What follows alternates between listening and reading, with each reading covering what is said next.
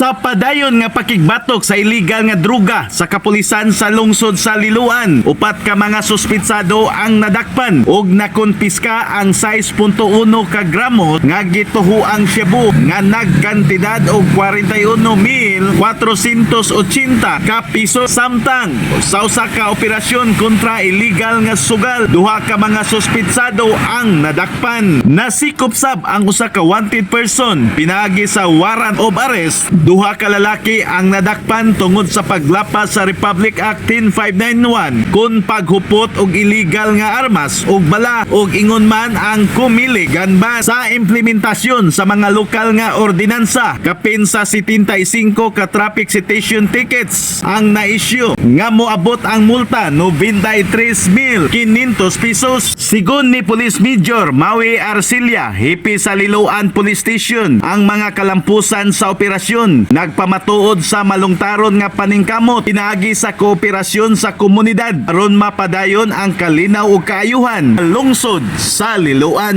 In the heart of changing lives, ko si Brigada Alan Tangkawan, 90.7 Brigada News FM Cebu, the Music and News Authority.